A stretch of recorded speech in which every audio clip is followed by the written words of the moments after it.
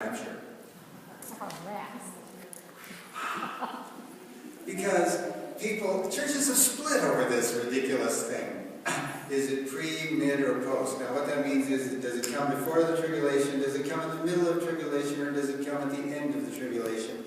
And nobody's enraptured about the fight. In fact, there are a variety of reasons that people argue about it, but to tell you the truth, if you're ready in Christ, it doesn't matter. The timing doesn't matter. If you're ready, hey, it's all taken care of. God knows when He's calling us home. So that's the reality. So that's why I'm not going to talk about the timing, because I don't think that's the point of the Scripture when we talk about the rapture. Let me give a little background of why this is important. You know how many wars are going on in the world today? I looked this up this morning. You know how many wars are going on right now? Charlene, you know?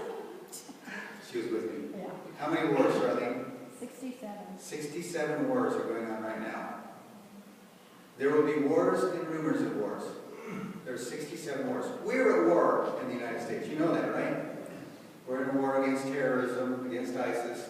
We don't hear about it so much because we mostly use drones. But we're bombing people, and it's going on. But it's become so normal to us that it's just kind of, oh, well, life goes on. We're in another war. You know, so what? Wars are a part of what's going on, just as Jesus predicted. So, they say the two major threats to the world right now, social scientists, are global warming, because storms are getting bigger, and nuclear war, because it's unstable in the Middle East. And we all know that because we're trying to prevent other countries from getting nuclear capabilities, etc., etc.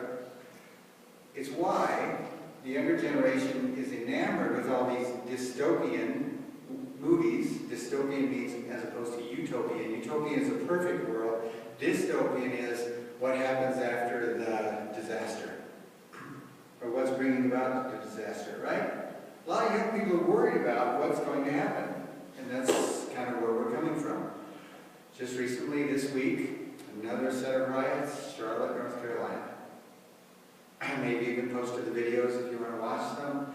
And I have to admit, watching these videos week after week is really disturbing. It's really disturbing because there does seem to be a major conflict going on between race, between law enforcement, etc., etc. The reason I like this picture, that little girl is enraptured. It comes from the same word, and it means be caught up. She's caught up in the joy of the moment. That's what the rapture is really about. She's caught up in the joy of the moment because she's, I don't know what they're dropping there, but she's trying to catch something. And if we could hear the sound, she's probably just giggling. You can hear that little child's laughter, and it just makes you want to smile inside, right? This is what the biblical rapture is about. Being caught up, not only in the air with Christ, caught up in terms of seeing what's glorious, and seeing what rescues us, and seeing what is totally good. And it's so important because everybody worries about the future. Everybody worries about the future. But in Christ, we see something different. In 1 Thessalonians 4:13, read this with me. But we do not want you to be uninformed, brothers, about those who are fallen asleep, that you may not grieve as others do who have no hope. For since we believe that Jesus died and rose again, even so, through Jesus, God will bring with Him those who have fallen asleep. Now the background of this is the people in Thessalonica had loved ones who had died, and they're thinking, okay, we've been told the Lord is coming, but what happens to those people who died? I mean, how's it going to work for them, and how's it going to work for us? So Paul is trying to reassure them. And he's using these words, that you are not like those who grieve and have no hope. Now that's really important, because I have a picture of a guy there with a shofar. For those who were here last night, do you recognize that instrument? That's loud, isn't it? It's like, oh man, we were sitting right in the front row, and they were playing them right up front. They had these long shofars like this, and it's just a blast. And they used it in the ancient world to call people to meeting. Like, come here, this is your... And if you know what it sounds like, it sounds like a really bad trombone player. No offense, Skylar. It sounds like a really bad trombone player playing really loud. That's the sound of the trumpet that they're referring to at this time. That's the trumpet that they knew. So it says, we are not like those who grieve, who have no hope, because we're going to hear the sound of the trumpet, and Christ is going to call us home. You are familiar with Kubler-Ross's stages of grieving, right? You've heard these? There are 5 stages. They are denial, anger, bargaining, depression, and acceptance. That's what happens to people who have no hope. Denial, no, it can't be gone. Anger, how could God do this to me? I'm angry. Bargaining, please God, please God. Depression, and acceptance and moving on. I've discovered something different about Christian funerals that is not included in this list, and it's up there. About those who are asleep, that you may not grieve as others do who have no, what is it? Hope.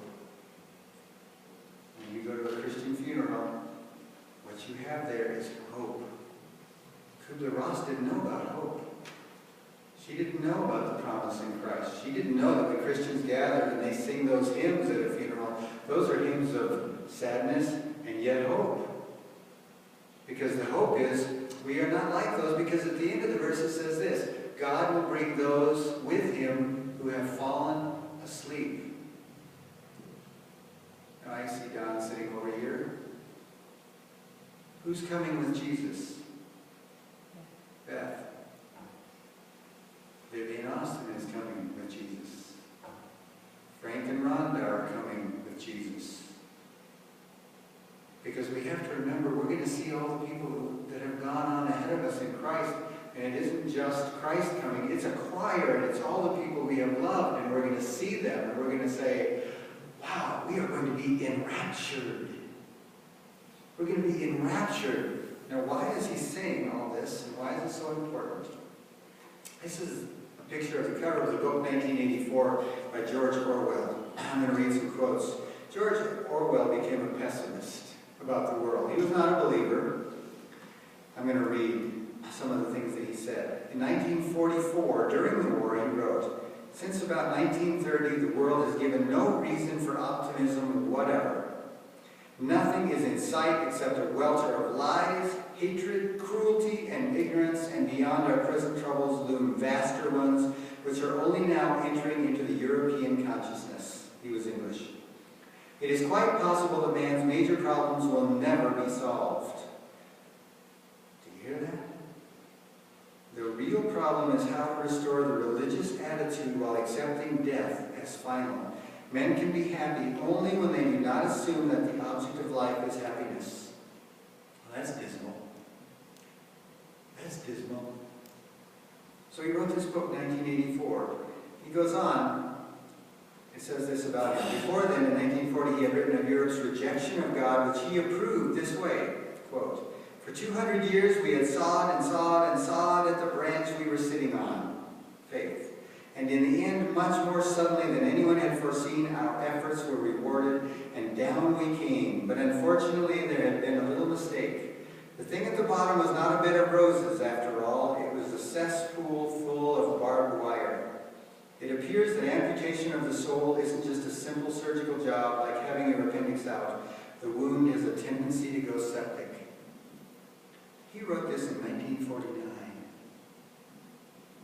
What has happened since World War II, and especially in Europe, when religion went down, and it's really down right now, it's a very secular state. What's happening right now in the U.S., is it like what he describes as becoming a cesspool? Wow. So he's wishing we could keep the religious attitude even though he didn't believe it was true. That's why all this is so important. In 1984, he talks about, you read some of these